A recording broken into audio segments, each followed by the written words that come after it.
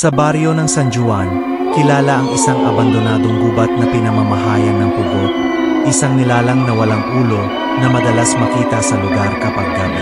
Sinasabi ng matatanda na ang pugot ay isang kaluluwa ng taong pinatay sa lugar na iyon.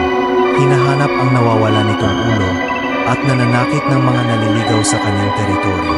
Si Mang Ruben, isang magsasaka, ay madalas magtrabaho sa kanyang bukid hanggang sa gabi. Sa kabila ng babala ng kanyang mga kapitbahay, ginagamit niya ang daang gubat upang makauwi ng mas mabilis.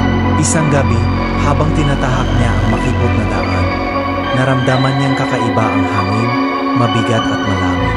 Habang naglalakad, napansin niya ang kakaibang tunog ng yabag sa likod niya. Tumigil siya at tumingin sa paligid, ngunit wala siyang nakita. Patuloy siyang naglakad, ngunit bigla niyang naamoy ang matapang na amoy ng bulok na kahoy. Mang Ruben, kinakausap ang sarili, "Ano ba, Tuk? Parang may sumusunod sa akin."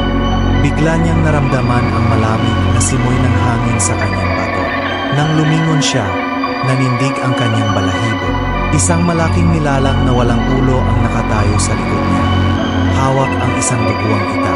Ang pugot ay tila nakatingin sa kanya kahit wala itong ulo. "Mang Ruben, takot na takot. Diyos ko, tulungan niyo po ako." Sinubukan niyang tumakbo, ngunit parang mabigat ang kanyang mga paa. Ang pugot ay tahimik na lumapit sa kanya, tila binabantayan ang bawat galaw niya.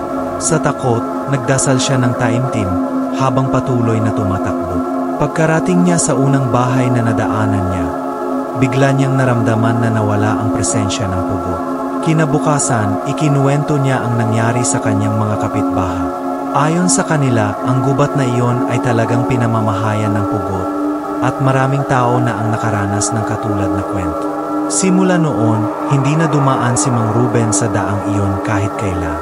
Sa baryo, ang kanyang kwento ay naging babala sa lahat na huwag maglakad sa gubat tuwing gabi, sapagkat ang pugot ay laging nagmamasid, naghihintay ng mga biktimang maliligaw.